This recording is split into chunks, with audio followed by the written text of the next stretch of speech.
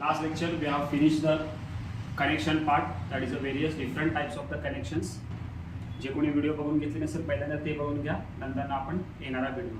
So last lecture आपण complete केला होता लॅप जॉईंट आणि बट जॉईंट. अतिशय महत्त्वाचा बिट आपण कव्हर केला होता. लॅप जॉईंट म्हणजे काय होतं, overlap to each other, right. And but joint it is nothing but the end to end member. जेव्हा आपण प्लेस करतो तेव्हा आपण म्हणायचं बट जॉईंट. बट जॉईंट मध्ये कोण कोण येतं सांगितलं, पती पत्नी आया, उसके बीच में ऊपर कौन आएगा, पहिला पोरगा, त्याला म्हणायचं मग but joint with single cover, right. आणि दुसरा पोरगा जन्मला तर डबल कवर झालं बट जॉईंट. त्याच्यामध्ये सिंगल बोल्टेड, डबल बोल्टेड याबद्दल तुम्ही अरेंजमेंट करू शकता. सो त्याचे स्केचेस नीट करून घ्या, एक्झामिनेशन पॉईंट ऑफ व्ह्यू महत्त्वाचे आहे.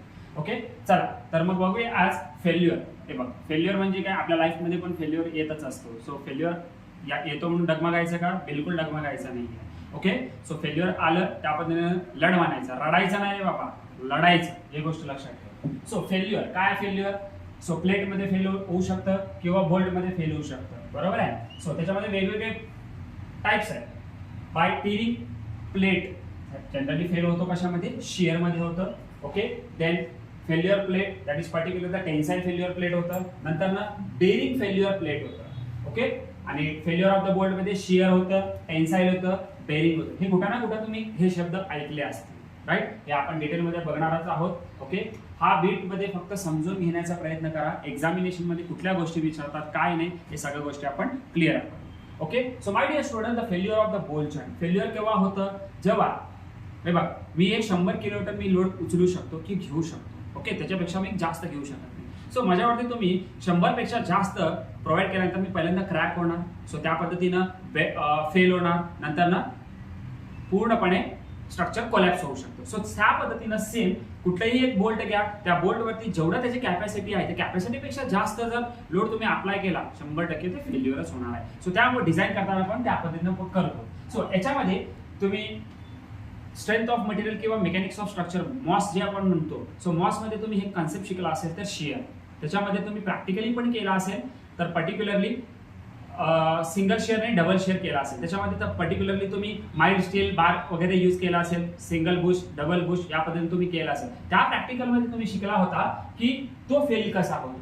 सो बोल्ट हा फेल होतो single shear as well as the double shear. So single shear म्हणजे काय बघा, हे दोन प्लेट आहेत. ओके, याला आपण कनेक्ट केलं विथ हेल्प ऑफ दी बोल्टनी. जेव्हा लोड हा इकडं ओढतोय, ओके, सो त्या पद्धतीनं याच्यावरती लोड त्याच्यापेक्षा जास्त झालं तरच तो फेल होतो. सो त्या पद्धतीने तो फेल झाला म्हणजे हा बोल्ट इथं शिअर मध्ये फेल होतो. So this is the single shear. Okay, त्याच्यानंतर डबल शेअर. डबल शेअर मध्ये काय होतं, 1 2 2 मध्ये कट होतो म्हणजे ब्रेक्स इनटू 2 अँड पार्ट्स किती झाले, 3 झाले. याच्यामध्ये पार्ट्स किती झाले, 2 झाले. So this is the double shear and single shear is there. So this will be the shearing at a bolt shank मध्ये होतो. सो नंतर ना bearing on a plate and the bolt. Okay, see plate घेतलं, या plate मध्ये जे bolt होणार आहे, सो प्लेट मध्ये बघा थोडंसं बेरिंग झालेलं आहे. सो या बोल्ट मध्ये थोडंसं तुम्ही बघू शकता.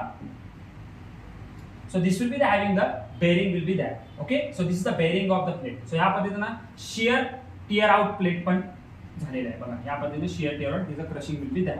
ओके, त्याच्यानंतर ना tension failure of the plate. So this will be the tension, दोन्ही प्लेट सेपरेट झाले. This is the tension failure of plate. See my dear students, this is the gusset plate will be that. Gusset plate काय आहे, कशासाठी use केलं जातं, प्रॉब्लेमच्या वेळेस मी डिटेलमध्ये तुम्हाला एक्सप्लेन करून देईन, राईट. सध्याला हे फक्त गसेट प्लेट यासाठी वापरलं म्हणून समजा की याला कनेक्ट करण्यासाठी. Okay, so tension member, this is the there are 2 types of the member, tension member and compression member. त्याच्यात एक टेन्शन मेंबर आपण जर बघितलं, सो याच्यामध्ये various bolts arrangement will be there to connect the member for the gusset plate. Okay, so याच्यामध्ये block share failure या पद्धतीनं झाले, गसेट प्लेटचा फेल्युअर या पद्धतीनं फेल्युअर होऊ शकतं tension member. So that the different types of the failure will be there. आता एक्झाम मध्ये काय विचारू शकतो, हे 2 स्केचेस विचारू शकतात, ठीक आहे.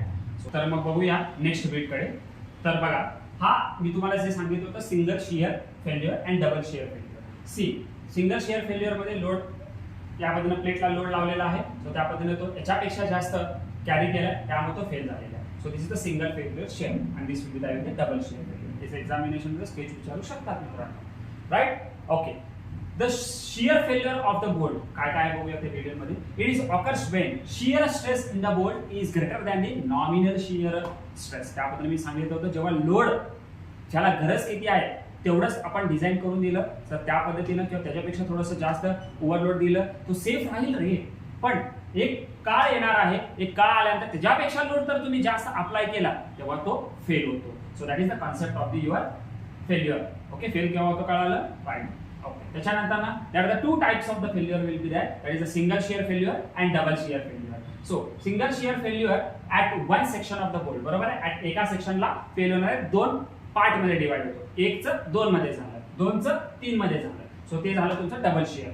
Okay, occurs in case of lap joint. This is the best example of the lap joint. Okay, my dear students, double shear failure it generally occurs in the butt joint. Like that, shear failure at two sections of the bolt. See, this is the two section. दोन्ही कडे fail होता है and occurs in the case of the butt joint. So this is the regarding the your shear failure. Okay, so my dear students.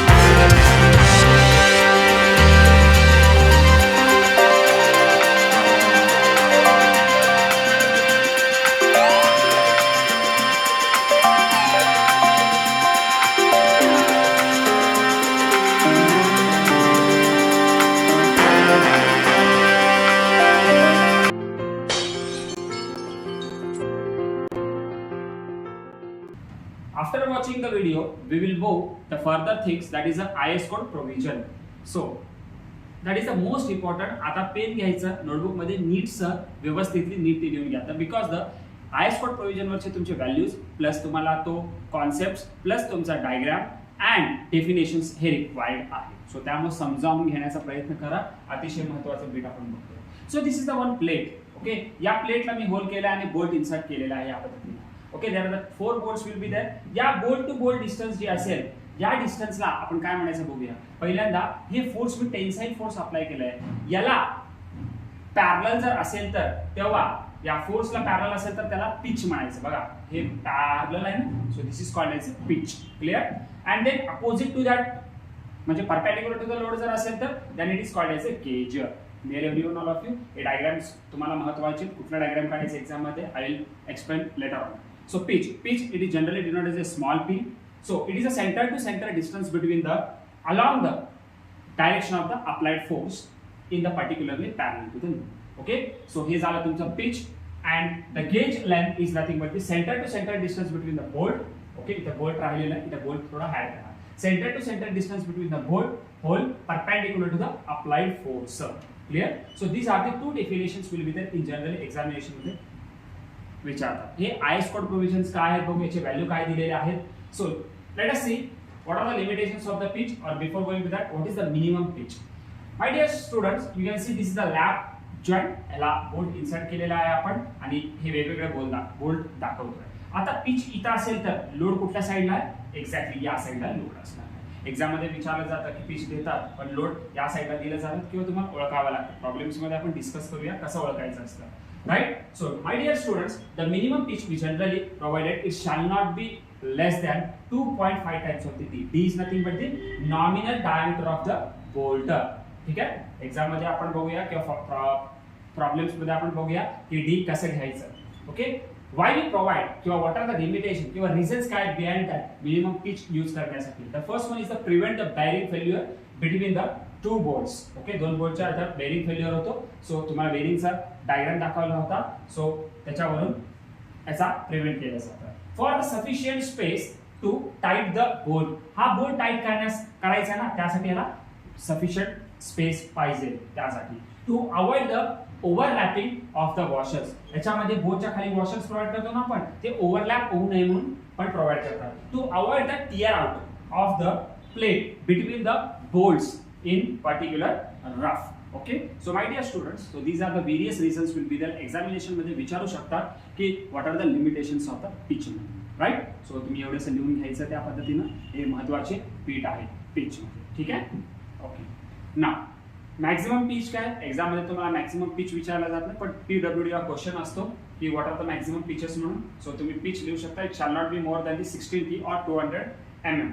And tension compression member मध्ये tension member मध्ये झालं. Compression मध्ये 12 T or 200 mm whichever is the less असतो. Okay, एवढंच लक्षात ठेवायचं. एक लक्षात नाही ठेवलं तरी चालेल. ठीक आहे. So gauge distance that is the most important. आता गेज डिस्टन्स मध्ये काय व्हॅल्यू असतील.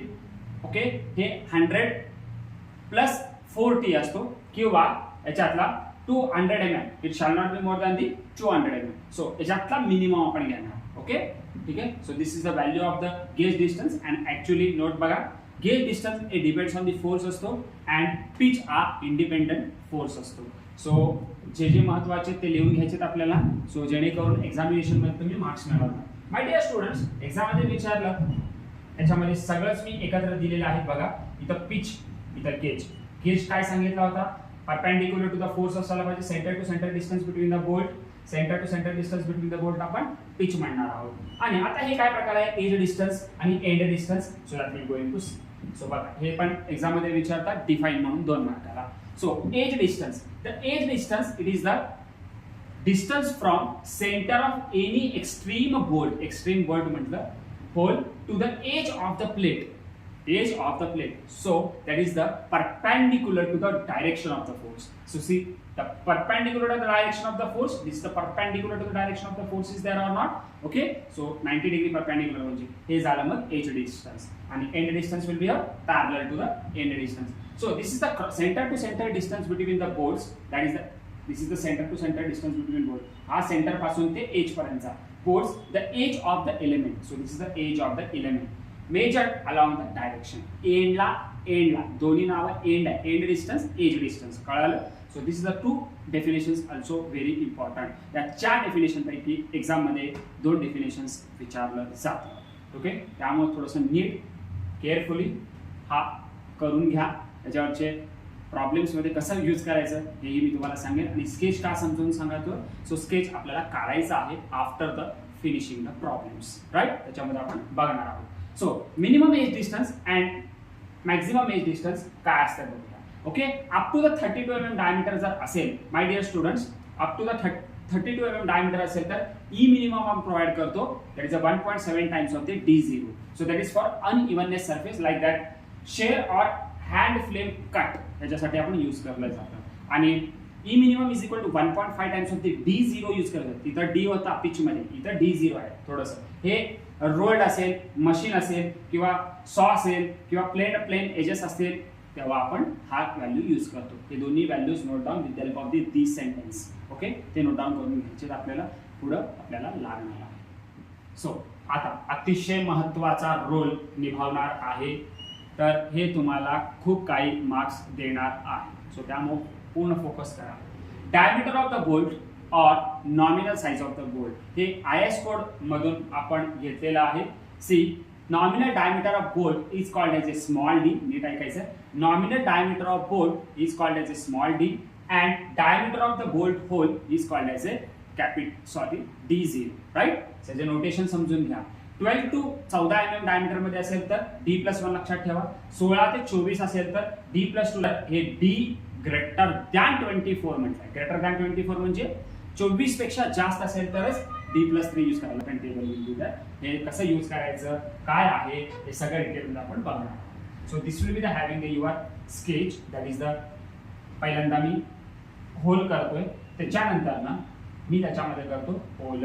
क्लिअर. पहिल्यांदा होल करतो, त्याच्यानंतर ना होल टाकत असतो. सो त्या पद्धतीचं अरेंजमेंट तुम्ही समजून घेणं महत्वाचं आहे. सो हा टेबल जे आहे अतिशय महत्वाचा आहे. हा टेबल तुम्हाला लिहून घेणं अतिशय उपयोगी ठरेल. सो हा टेबल प्रॉब्लेम्सला येताना मला पाठ करून तुम्ही यायला पाहिजे. सो जेणेकरून तुमचा कॉन्सेप्ट क्लिअर होतील. ठीक आहे. So now will move further. ठीक आहे. सो अझम्पशन्स काय असतात त्याच्या बोल्टेड जॉइंट मध्ये. So there are the various assumptions will be there. Examination मध्ये क्वेश्चन पडला होता एकदा, right down the assumptions of the bolted joint. Assume करावं लागतं काही थिंग्स. सो त्यानंतर ओनली पॉसिबल आहे. निग्लिजिबल फ्लेक्स फ्रिक्शन करतो. Uniform shear stress is developed throughout the cross section. Bending stress आज निग्लेक्ट करतो. इथं निग्लेक्ट म्हणजे सोडून देतो भाऊ. निग्लेक्ट म्हणजे पूर्णच निग्लेक्ट करायचं थोडंफार असतं, पण you have to neglected assumptions, right. Group of the bolt share equal loads, म्हणजे प्रत्येक ग्रुप बोल्ट जे आहे त्यावरती इक्वल लोड शेअर होतो असं कन्सिडर करतं. Bolt fill the bolt hole completely. Bolt hole fill the ही नाही येते. Bolt hole fill the bolt hole completely. हे अझम्पशन्स तुम्हाला एवढे लिहून यायचे, 4 मार्क मिळवायचे. सो त्या पद्धतीनं अतिशय सिंपल आणि दर्जेदार आपण DSR कडे वळणार आहोत. आता येणाऱ्या काळात स्ट्रेंथ ऑफ द बोल्ट्स कसं कॅल्क्युलेट केलं जातं. Minimum of the strength of the bolt in the shearing and strength of the bolts in the bearing. So strength of the bolt connection that is the strength of the one bolt is equal to number of bolt. एका बोल्टची strength करा आणि multiply by number करा, because we have to assume that एका लोडवरती जे येतो ते सगळ्या बोल्टवरती येणार आहे. त्या पद्धतीने नंबर ऑफ बोल्ट गेलं तर strength of the bolt connection निघेल. So strength of the joint is equal to minimum. नीट ऐका. Strength of the joint, strength of the bolt connection that will be the same here. Minimum of shear strength of the bolt और त्याला bolt group म्हटलं जातं and net tensile strength of the particular plate. So या पद्धतीनं काढलं जातं. लिहून घेऊ नका, कुठले पॉईंट्स राहायचे मी सांगेन तुम्हाला. Okay. So now we move further. YouTube वरती सबस्क्राईब करून घ्या. सो जेणेकरून तुम्हाला येणाऱ्या काळात भरपूर काही व्हिडिओज तुम्हाला भेटतील. तो त्याचा क्लासतर्फे तुम्ही फायदा करून घ्या. ठीक आहे. Okay. So my dear student, this is one of the very important formula, shearing strength of the bolt. बघा IS कोडनी VNSB असा नोटेशन दिलेला आहे. एवढं लक्षात ठेवणं अवघड जातं, त्यामुळे आपण डायरेक्टली काय लक्षात ठेवू, SS of bolt. So SS of bolt कसं कॅल्क्युलेट केलं जातं. SS ऑफ बोल्ट म्हणजे shearing strength of the bolt. SS of bolt is equal to formula बघा, एक सूर मध्ये लक्षात ठेवायचं आपल्याला. NN A म्हणा, NN A प्लस NSAS म्हणताय का, नीट म्हणा. NN A plus NSAS FUB divided by √3 1.25. आता थोडंसं लक्षात घ्या, फॉर्म्युला मी कसं एक्सप्लेन करतो थोडंसं बघून घ्या, म्हणजे जेणेकरून तुम्हाला सगळे कॉन्सेप्ट क्लिअर होतील. बघा हा याच्यामध्ये टर्मिनॉलॉजी मी दिलेले आहेत वेगवेगळे, बघून घ्या काय काय आहे. So SS of bolt, okay, या पद्धतीने मी हेडिंग देणार एसएस ऑफ बोल्टचा. So equal to N N A net plus N S A S into F U B divided by, हे बघ, ultimate tensile strength of the bolt. F U आला तर आपण काय लिहितो रे राजानो, 1.25 लिहितो का नाही. √3 कुठून आला रे, शियर साठी. हा शियर साठी लक्षात ठेवणं आहे, एक ट्रिक सांगितलं होता मागच्या वेळेस, ओके. तिथून हा अल्टिमेट साठी आपण वापरतो. एफ यू आला असेल तर डिवाइड बाय 1.25, शियर आला तर √3. आता शियरची व्हॅल्यू कुठे आहे, इथं शियर स्ट्रेंथ आहे, कळालं. So the shear strength is equal to F U B divide. हे या पद्धतीने प्रॅक्टिस करा, so that will be easy to understand and easy trick आपण लक्षात ठेवून घेऊ शकतो, राईट. ओके, आता एफ यू बी, आता इथं नोटेशन महत्वाचे. Without notation you can do anything. So notation I S कोडचे माहीतच पाहिजे. F U B, F U B म्हणजे काय, एफ यू म्हणजे अल्टिमेट, माहिती आहे, ultimate tensile strength of the bolt. B stand for the bolt. N N number of shear planes with threads. त्याच्यात single shear, double shear, कसं value पण येणाऱ्या problems मध्ये बघूया. एन एन म्हणजे number of shear plane with threads. NS number of shear planes without threads, that is nothing but the shunt. Single shear ला 0 असतो and double shear ला 1 असतो. AS is nothing but the nominal area of the shank.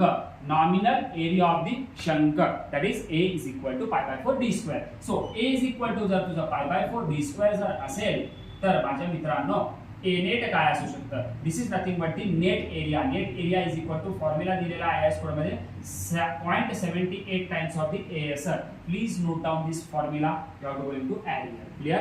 So ह्या पद्धतीनं हे formula तयार झालेला आहे. हे भला मोठा फॉर्म्युला आहे, तुम्हाला कमीत कमी एक 5-6 वेळा लिहून प्रॅक्टिस करून होणार आहे. ओके, पूर्णपणे लक्ष केंद्रित करणं गरजेचं आहे. Ultimate tensile strength, F U B is equal to ultimate tensile strength of the bolt. आता ultimate tensile strength of the bolt काय आहे बाबा, एफ यू बी. कसं कॅल्क्युलेट केलं जातं बघा. सो बोल्ट्स आर डिझाइन्ड बाय, आता मी 4.6 ग्रेड घेतलं, हे सपोज मी याला एक्स म्हटलं, याला वाय म्हटलं, राईट. सो एक्स आणि वाय. एक्स ची व्हॅल्यू काय लिहितो बघा मी, F U B. Okay, so particularly F U B is equal to 4 × 100 करायचं. हा 100 काय आहे, the 100 is nothing but the 1/10 of this ultimate tensile strength of the bolt. So that is nothing but the 100 is the constant here. So 4 जे value आहे त्याला या first व्हॅल्यूला 100 multiply करा आणि तुझं आन्सर झालं 400 MPa. MPa म्हणजेच काय असतं इथं, न्यूटन पर mm स्क्वेअर असतं. So this will be having the FUB. आणि इथं यील्ड स्ट्रेस, हे अल्टिमेट स्ट्रेस आहे, हा यील्ड स्ट्रेस आहे, first fibre failure.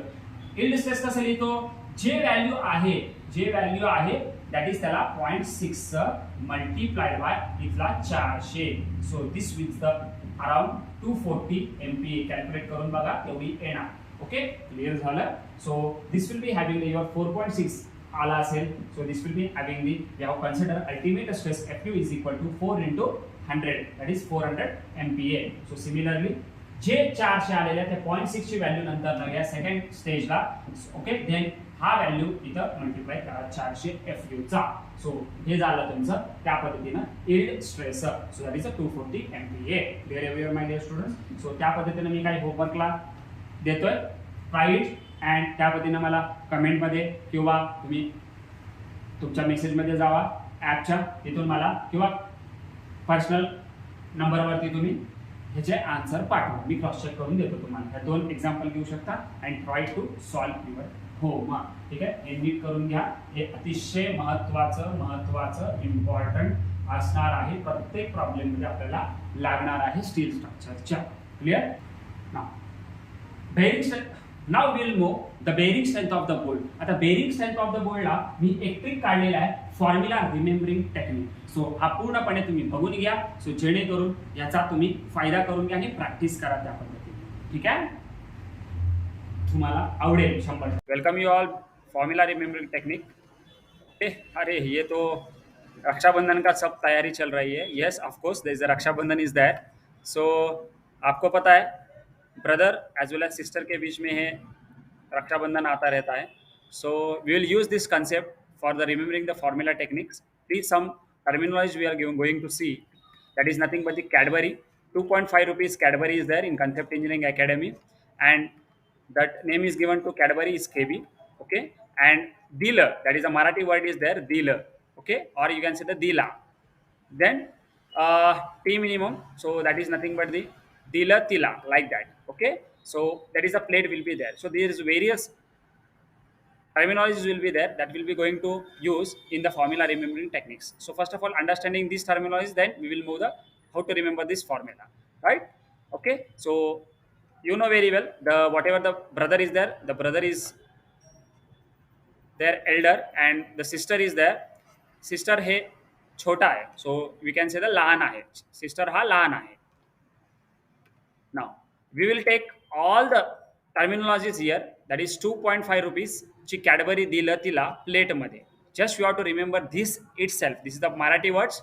Okay, 2.5 rupees ची Cadbury दिलं तिला plate मध्ये. Just you have to remember this for this, and you will get the entire formula. You will take whatever the in red is there, so you have to remember that much. That is the 2.5 kb d T minimum and plate fu. Now based on this, we will just write down the formula, that is nothing but the bearing strength of the bolt. That is nothing but the 2.5 Cadbury दिला तिला plate मध्ये. That's it. Now plate के बीच में जब भी आएगा plate, that is the FUP, ultimate tensile strength of the plate, जब भी आएगा trick में आएगा 1.25. Just you have to remember like this.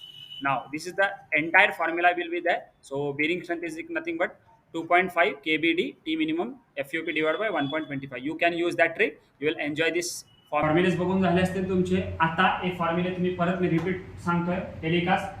Bolt strength म्हणजे काय? The bolt strength is nothing but the minimum of SS of bolt and BS of bolt. Okay, SS of bolt कसं लिहितो? N plus NS AS FUB divided by शेअर आल्यामुळे √3 1.25 हा FU साठी. BS of bolt तुम्हाला माहिती आहे 2.5 ची कॅडबरी दिलं तिला प्लेट मध्ये, सो इथं प्लेट FUP डिवाइडेड बाय 1.25. त्या पद्धतीने केबी ची व्हॅल्यू नीट व्यवस्थित नोट डाऊन करा. हे फॉर्म्युले अतिशय महत्त्वाचे, ट्रिक लक्षात ठेवा.